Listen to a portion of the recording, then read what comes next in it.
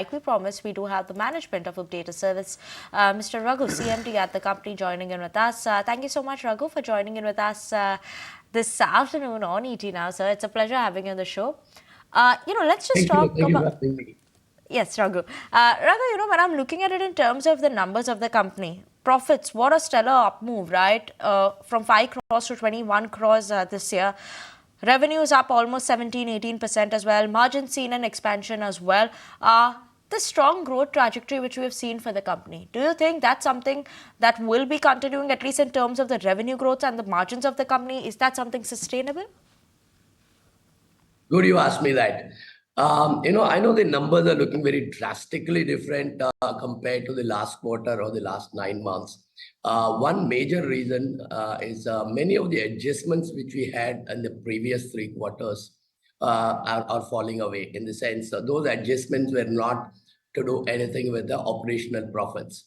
So technically, if you take that off, we've grown at about 18-20%, which I think that was our plan. So the margin looks very high because of these adjustments being out. Going forward, we expect to do slightly better than this quarter for the next quarter. And then what would be your outlook for the next financial year? What is the kind of growth rate that you are estimating internally, beyond on the revenue and on the net profit side? On both, we will do between 18-20%. It seems that you're a bit. And the PAT. It seems that you're being quite optimistic or quite conservative, in fact, on this side, because analysts on street are expecting much more, much higher numbers from your company. I agree. It's better to be conservative because 20% itself, I think, is quite aggressive. We have shown that in this quarter, the third quarter, and we would definitely do better than the third quarter, the last quarter. For the full year, you would find that 20%, 18-20% jump in both top line and PAT. Right.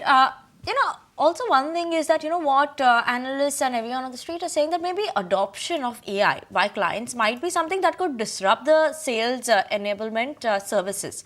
Is that something that you are seeing, or, is that a bit of a worry? What's your view on this? No, that's absolutely right. We are already 60% into AI in our sales enablement business. It's fully technology driven. And in Dene, which is the largest sales enablement business we have 60% of our revenues coming outside of India, and it's all driven by AI. We've invested a lot on that technology. See, you've acquired a couple of companies as well in the last 2 years, such as Athena, Deneve. So what are the synergies? How is the performance? If you could give us an update on that. And are you looking at any more acquisitions this year then? We have actually declared in our prospectus that we would be doing acquisition. We have raised money for that. So we don't have any target now, but we will definitely endeavor to do that. That's one on the acquisitions. So what we did, Deneve and Athena, last 2 years, both are in the sales enablement business. So that is the synergy between them. At some point, we would have them to be working so closely, maybe across customers, across shared services, all that. So that's what. But Deneve is more into AI and technology driven. Athena is going there. Well, that would be all, sir. Thank you for joining us and giving us those updates. 18-20% is the growth rate that the company is expecting, not only for this financial year, but also for the next financial year.